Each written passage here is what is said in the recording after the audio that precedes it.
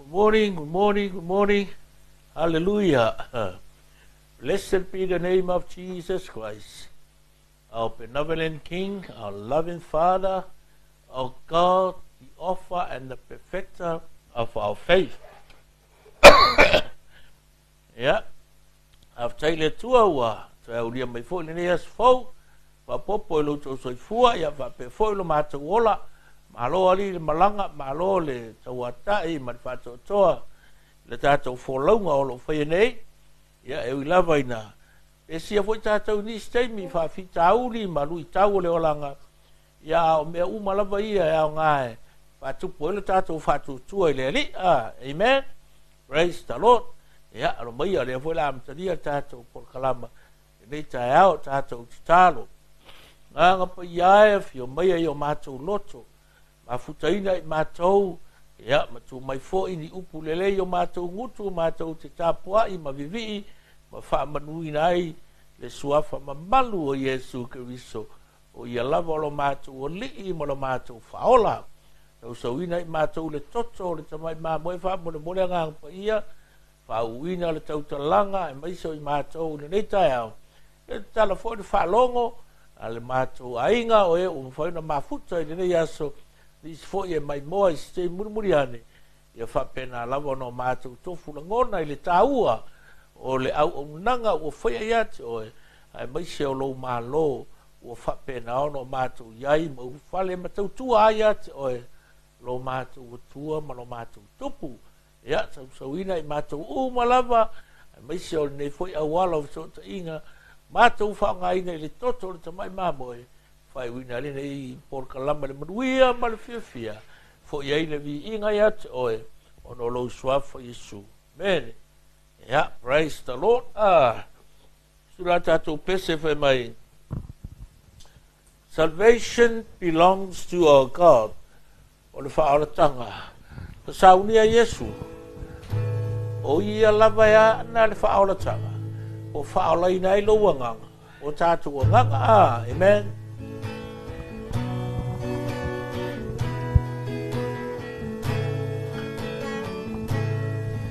Salvation belongs to our God, who sits upon the throne, and unto the Lamb praise and glory, wisdom and faith, power and honor and strength be to our God forever and ever. Be to our God forever and ever. Be to our God forever and ever. Amen.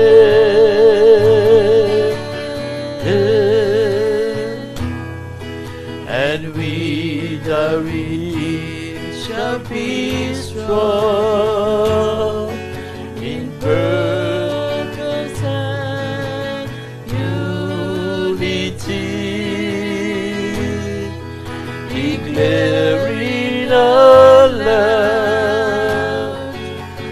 praise and glory, wisdom and thanks, honor and power and strength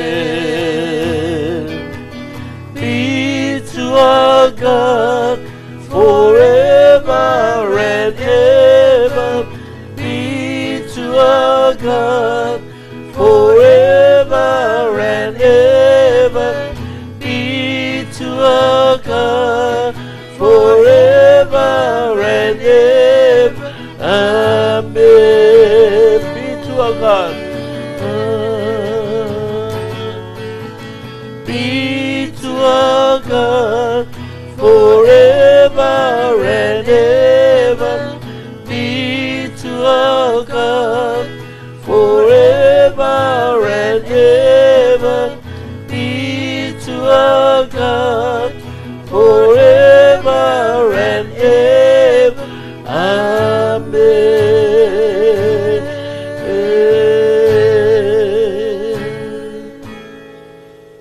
Amen. Hallelujah. Praise the Lord.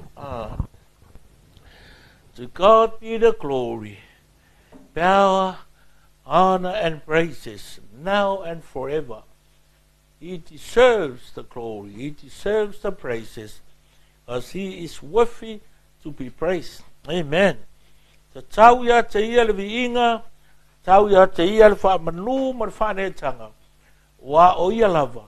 Wa fwai ona maua pēr le asa fau, le ola fau, le marus fau. Ia e whatau nu o ia tātou tiute ma tātou whaiva a. Amen. Ia whamuia le atua le ne futai au. Fwai o le auso tātou mafuta. Le uso ia pasta ta yesi kisome. Ia whapea fwai se uso ia. Osi efu. Afa musanga se osi efu. Ia vi ia le atua. Fwai whalitua ia. Sua malie fia mai Samoa. Yeah, and my brother, Pastor James Price from Melbourne. Good to have you guys this morning in our devotion. Lord, bless your hearts. Yeah, ole taiola nevi fasoa ya te oe maile matai os furtonu. Fa upelimas fur malvalu. Matthew 13 verse 58, it says, New International Version. And he did not do many miracles there because of their lack of faith. And he did not do many miracles there because of their lack of faith. Fasa move mai. Wale telefoi ni va venga na fai ile mea. Ona o lo la toule fatu tua. Ona o lo la toule fatu tua. Ole autura tau talanga tau nei e fai mai. Vision wakes up opposition. Amen. O lau tō whama mau. E nga te whawhanguina loto o isi tangata te e ia te oe. E ke sau lo whaise mea fōu e leiwa aia mua mua. Ia makua le fia fia ka ngaka o lewanga ngofo. Ai le whinga lako whaia le mea ngabua e whaia. So la wala ke popole. Awa ele nga oe nga kupu ai. Ele nga aro kako vai kemi nga kupu ai. Le foi lai e fa mangaku mai I tala le pe o nga faita wina le nei tai au. O lona winga ia sa o lava le me ke va ai o Yesu. Ma lo ma fo your focus must be on Jesus all the time. I kai me ke nga lue ai I le tō whama mau po le moe mitinga po o le vision mo tuina atu le tue atu without any worries towards easy kangaka ia ku mai o kafa. Ona na fisa fa so aila tala ya ne mia. Le kaka voi lenga vala au ye le tua so ko yaki le pa. Sa rola ene mia fa so ai tangata na to tonu le ai te mile. E mai so sangi mai. Ona mia na fa ali ye le tua fa alinga. Ona tupule le loto ne mia le nau na so fa sa ro. A saulange mia. He needs some people a support of so strong yang ia.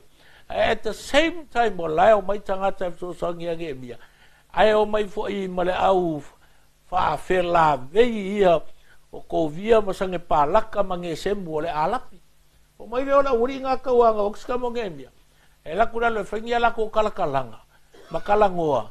Ai le lo. O la uma fo fo uri e fasinge ia. You know, sometimes if I pay, le so fuanga le ka ke ma le olanga le mo vala au ele tu ke le faise me ele foi mo iska ngaka o le vanga ma ku I le venga la ko foi ai nga mo sa la foi e vai la fe ka ya e fe mai so le la ka mai tiki o le vanga ko ma fo foi me e o le vanga mo fo sa ar kala senga ke le me manga vale ma fe ka kala le senga vanga fe nga foi ale mo sa wa o I lo ma e o ai mai le tua ma lo loko mai le tua sa lo e amaka o amaka le loku o amaka le ministry o la le mo amaka fau aki ki me ka so le o I fo ngo moe o maka la kala moe o amaka nga funga mai ele nga ko le au le o le va ai ku ye a o le suo malie o fu ai o mo mai amaka no ve mai so le vai o le maka ko ngo fo ngi le ele ma ngi ngu ar ngi walu ngi ka mai ki sa fai ngi me langa e ma sangi nga kupu I le kaini e anfea e makala ai le tō whamamau le na au mai le tua ia te oe. E whakingo ai, lona whina ngalo na au mai ai oe nei. Ia le kala lea, wa whelu wa ia Yesu langa kala inga langa misiona. Iu kaia, Samaria. O aku roi nunga i Galileia, o aku i le meanga soifua nge i Nazareth. Le alai whai ele kala lea māteo. Wai mai ua lea tele fo ini wā venga na whai ele mea. Ona o lola tau le whātua tua. One of the thing, you know, o kasi lea mea, e mafu ai o ngā po loka lea, le whamangianga lea tua, mo oe mau mau kako wainga. E le ngaka o le whamangianga, o le whamalolonga, o le whasaolokonga, o le whauunga lea tua, ilunga ia i kako. O ngā lea, lack of faith. Le eise whātua tua. Pero ve marikala le pelu sumar kasi, whai upueong. A lea i fo se whātua tua. How can we please God without faith? O mea umalawa kako ke whaia i ko kongo na ngā ruenga le tua.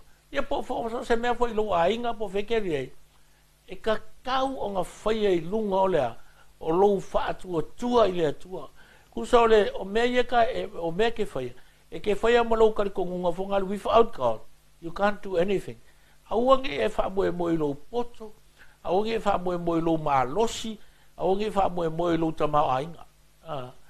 E iai le kaimi, you know, ole o langa, e mana o mia ai le malosi, so i fua maloloina, e mana o mia ai lo watamai, ia mela lenga e arua i le aonga, e ke sau ke malama le i le kusinga o lo ingoa, mai malama le i le fesile, les kaka pe apsile mea ke oe, because the English language is a universal language, e so ka iei ka ngaka, e kawalanga e malama iai, nongo winga, ko anga e fai kauru kuspalangi malu e ko ya onga fa le ya ki le English ya yo ka ko uma wala nga lis ka ko nga ka fai ya re try to learn more ya male sila me o lo ka ma ainga a wor so onga fa onga se ele ka ma ainga ai ka fai fa onga ka ka ile i me o fina nga ile tu o me nga ia ma fai onga so ngia ke o ile whātau nu uina o laua, o lau tō whamamau.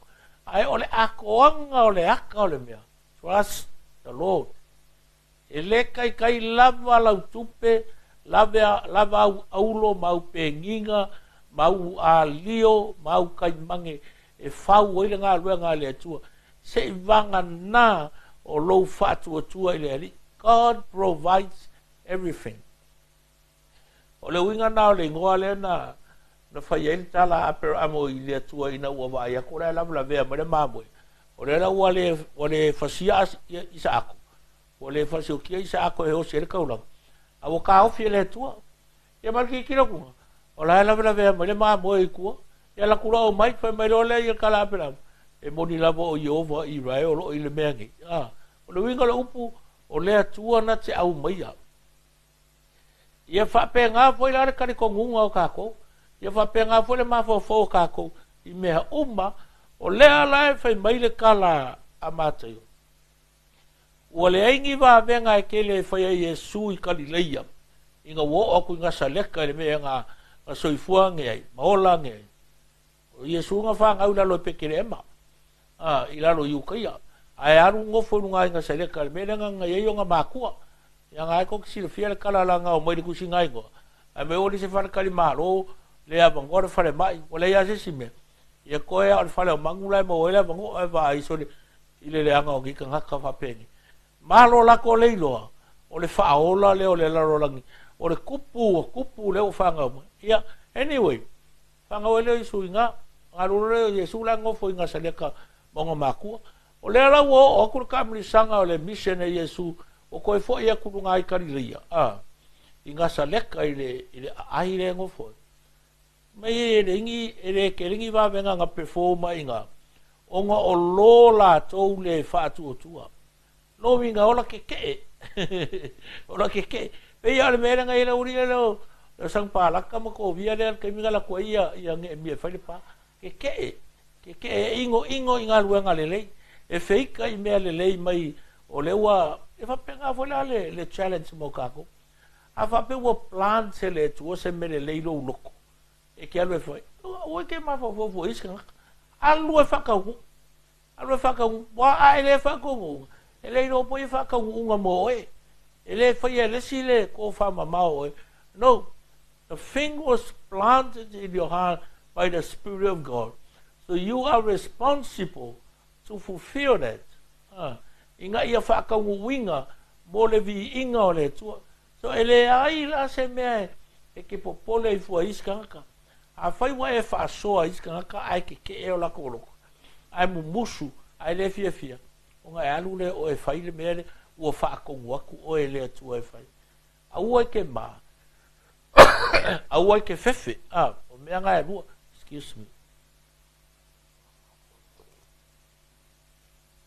a o le ma a o fefe la nga e so angi le me le o le ma la ke fa fefe o e va pe so le ke o fai aku so le kupu le me le ke o fai aku le work le me le vai pe ale work kai pe e si la fia ele tua ia me uma pe le work le kai mingai e work next time koi fai ele kasi ele fa kasi nga fai ia koi fai se yo inga makala mai le me le ke ki le ke fia vai langa o isi kai mi fa kali le ri se lo po feo ye le mela ka o koi lo ko moi tole kasi ale saunga kasi ale ka kalore ko sau ale lua anga pongi le ko sau fe mai so le kali mai le tu e va venga na kali mai le ko pe fa pe kasi ala usau e manga mi lo sau ngai sau kaya aso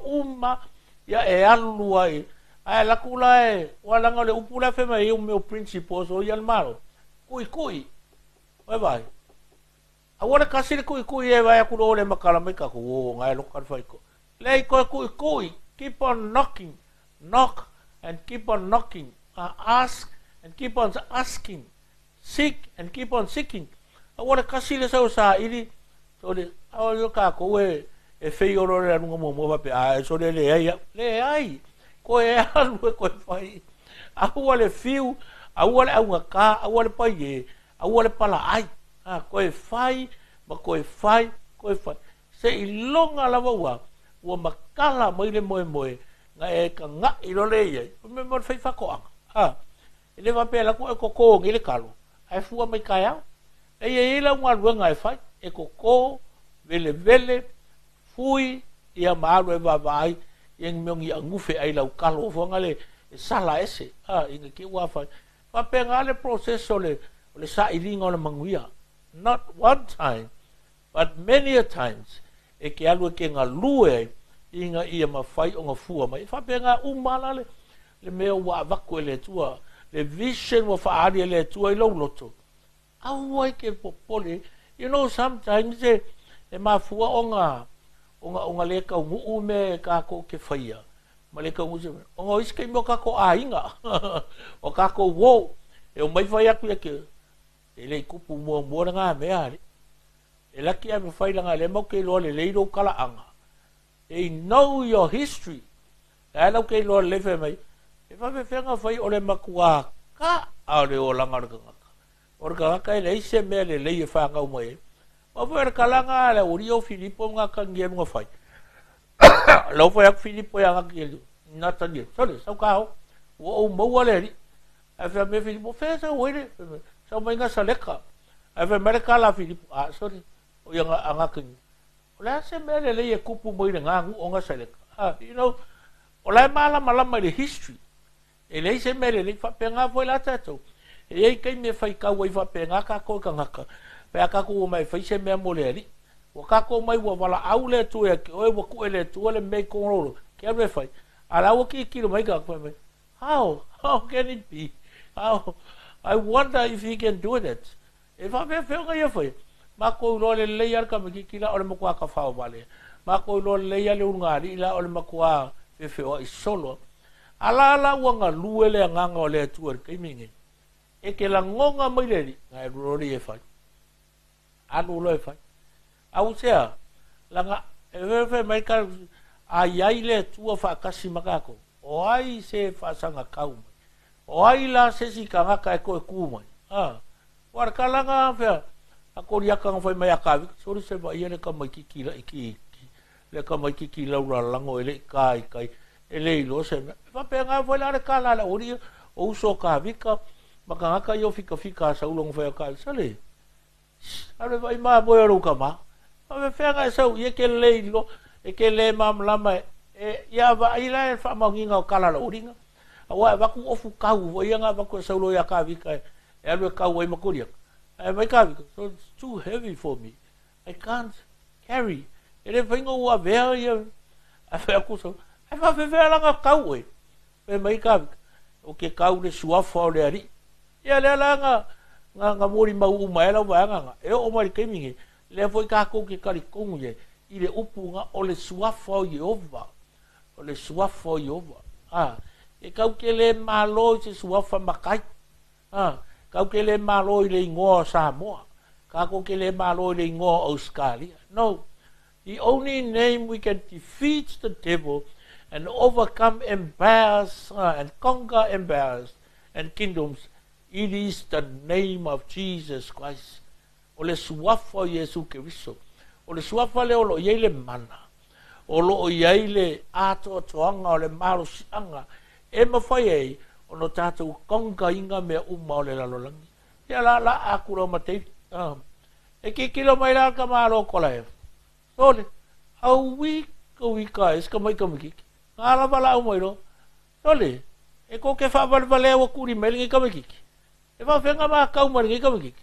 Ia, o le aso ngei, o ke fua inga koe ilo kingo ma mangu fe, ai ma mangu fele lei o le lalo langi ngei ma le lau ele ringi. Ala le akori aka ma whai a kāwika. Ala fwai la whai akura kala kāwika. E ki sau ia ki au le pelu o le kao o kari kāma mea uma aki sau moe.